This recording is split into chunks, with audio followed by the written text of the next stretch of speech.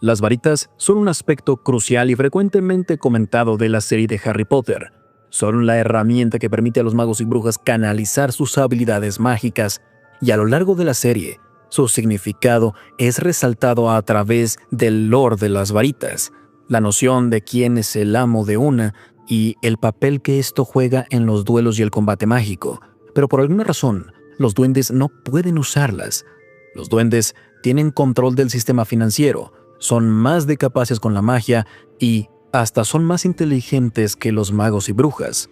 Pero con las leyes actuales del ministerio, los duendes no tienen permitido usar o ser dueños de varitas, con consecuencias severas como una sentencia de cadena perpetua en Azkaban. ¿Qué pasa aquí? ¿Por qué a los duendes se les prohíbe tener varitas? ¿Qué tan poderosos podrían ser si poseyeran algunas? ¿Y qué tensiones existen entre la raza de los duendes y los magos? Acompáñenme mientras descubrimos la historia de los magos y los duendes, y a descubrir por qué los duendes tienen tan pocos derechos en la sociedad mágica.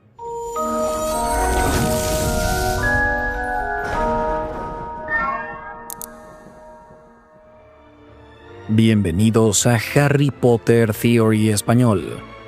No debería ser ninguna sorpresa que les diga que los duendes han sido maltratados a lo largo de la historia mágica. Los de sangre pura abiertamente los han odiado, y en el pasado hasta los miembros más progresistas del mundo mágico han sentido cierta desconfianza por este tipo de criaturas humanoides. Pero, ¿de dónde viene toda esta rivalidad? Si echamos un vistazo a la historia de la magia, hemos tenido conflicto tras conflicto entre los magos y los duendes. Los duendes se han revelado en múltiples ocasiones, y si bien los magos suelen tratar a otras criaturas humanoides como los gigantes con cierto temor, nunca muestran este tipo de preocupación con los duendes. Así como algunos humanos desprecian a los magos, parece que desde los inicios de los registros mágicos, los magos trataron a los duendes con mucho desdén. Pero si pasamos más tiempo hablando sobre esta relación entre los magos y la comunidad de duendes, descubriremos que hay un nicho en particular para el cual estas criaturas desarrollaron un gran talento. Los duendes eran muy buenos para varias cosas. Para comenzar, eran increíblemente inteligentes, y la palabra que frecuentemente se usa para describirlos es astutos. Combinando eso con su amor por los metales preciosos, se convirtieron en grandes trabajadores con el oro y la plata, y en algún punto en el siglo XI, los duendes crearon la espada de Godric Gryffindor, la espada que más adelante sirvió a los herederos de Gryffindor durante siglos. Pero los orígenes de esta arma son más oscuros de los que podríamos imaginar. Entre las diferencias culturales que existieron entre los duendes y los magos en la Edad Media, existía la idea de quién es dueño de qué. Para los magos es simple, si compras algo, tú eres el dueño, pero para los duendes es más complejo. Comprar un objeto, sin importar por cuánto dinero, no significa que te conviertas en su dueño.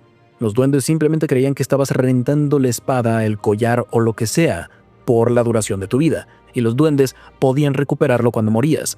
Para los duendes, las cosas pertenecen al creador del objeto. Y cuando los magos intentaron heredar sus pertenencias forjadas por duendes, se volvió muy común que los duendes y herederos mágicos tuvieran conflictos. Cuando llegamos a la espada de Gryffindor, vemos por qué los duendes guardan cierto resentimiento. Incluso desde antes de que Godric muriera, el creador de la espada, el rey Ragnok, intentó manipular a sus compañeros mágicos para robar la hoja. Así de mucho la deseaba. En los años que siguieron a la muerte de Gryffindor, Ragnok y sus compañeros fueron insultados aún más. La espada se quedó en Hogwarts y se pasó de mano en mano durante casi 1000 años. Esta historia y otras similares fueron algunas de las fuentes principales de resentimiento que llevaron a las rebeliones de duendes. Estos conflictos históricos son clave para entender por qué a los duendes se les prohíbe llevar varitas. En el presente, creo que es seguro decir que las tensiones son mínimas, pero las cosas aún tienen que trabajarse. En estas fechas, los duendes se encargan del banco mágico Gringotts, supervisan todas las responsabilidades que tienen que ver con el dinero en el mundo mágico. Y en esta era moderna, parece que los miembros más progresistas de la sociedad mágica han empezado a tratarlos como iguales. Pero la historia de los duendes con Gringotts llega hasta el año 1474, cuando lo fundaron. Gracias a su astucia, a los duendes se les encargó la riqueza de la comunidad mágica del Reino Unido. Y en la era de Harry Potter, más de 500 años después, Gringotts era el banco principal y el único. Esto se mantuvo constante durante periodos peligrosos en la historia, en donde los magos se enfrentaban a los duendes. Durante siglos, los duendes pacientemente manejaron los bancos y casi todas las finanzas del mundo mágico, y por esa razón, y más, estaban entre los seres más importantes de la comunidad mágica. Pero incluso en las décadas que siguieron a la fundación de Gringotts, los duendes se veían maltratados por los humanos. En esa época, hubo pequeñas protestas y batallas. Los duendes seguramente buscaban derechos, pero no fue hasta la rebelión de 1612 que los historiadores decidieron poner atención y registrar los eventos. No estamos seguros de la ubicación exacta, pero parece que este conflicto armado se desarrolló en o cerca de Hogsmeade. Los duendes tomaron un hotel como su base y destruyeron los edificios cercanos. Le prendieron fuego a varios de ellos.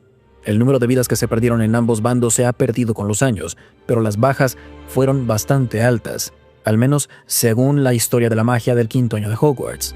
Al ver la causa de esta rebelión, por supuesto que hay varias razones por las cuales los duendes decidieron comenzarla. Para empezar, el duende promedio era más importante para las vidas de los magos y brujas en Inglaterra de lo que se consideraba. Y lo mismo se podría decir de los elfos domésticos, quienes frecuentemente mantenían las casas limpias y con comida en la mesa. Los duendes tenían responsabilidades de tareas más habilidosas. Los duendes forjaban poderosas armas, armaduras indestructibles y a través de su propensión natural para reunir oro, los duendes mantenían en movimiento la economía del mundo mágico. Y los magos y brujas de todas formas los despreciaban. No solo eso, sino que se negaban a enseñarles sobre las varitas.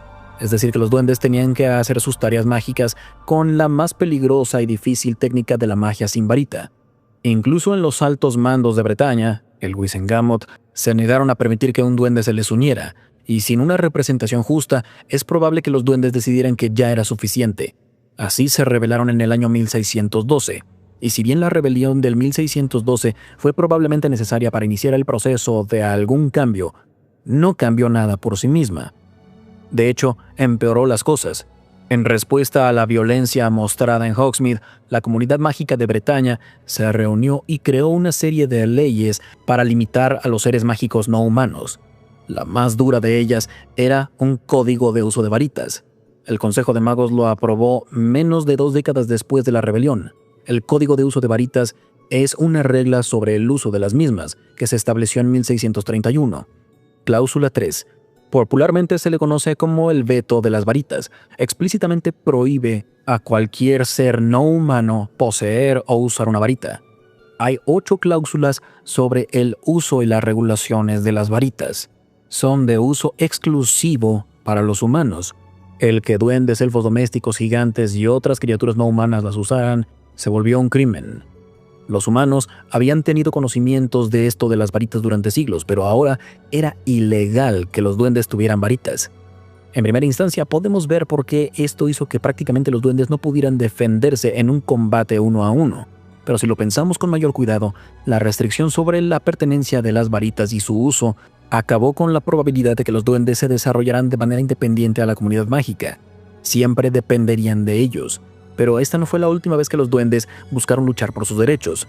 Hubo una segunda rebelión que llevó a la renuncia de 2 ministros y que se acercó bastante a la victoria para los duendes, si no fuera por la intervención de un tercer ministro de magia, quien acabó el conflicto de manera decisiva después de 7 años. Así terminó el ascenso de los duendes, que estuvo cerca de tener éxito. A pesar de estos eventos, el ministerio se ha mantenido firme en su negación de cambiar el código de uso de varitas bajo ninguna circunstancia. Tener una varita es casi un rito de iniciación en la sociedad mágica. Cuando tienes la edad, vas a Ollivanders y te dan tu varita, que está especialmente hecha para ti. Representa el inicio de tu viaje personalizado para descubrir tus talentos con la magia. Es algo especial, pero a los duendes se les excluye de esto, y no parece justo. Pero quizá lo más sorprendente de todo esto es que ese devastador golpe legal que le dieron los magos a los duendes se mantiene hasta el día de hoy, a pesar de que los duendes existen como uno de los pilares de la sociedad mágica. Y a cambio, los duendes siguen siendo tratados como ciudadanos de segunda clase. En épocas recientes, la Hermandad de los Duendes, un grupo que lucha por los derechos de los mismos, ha protestado en contra de estas leyes, pero aún no tienen éxito. Quizás se pregunten, ¿Qué es lo más importante de todo esto?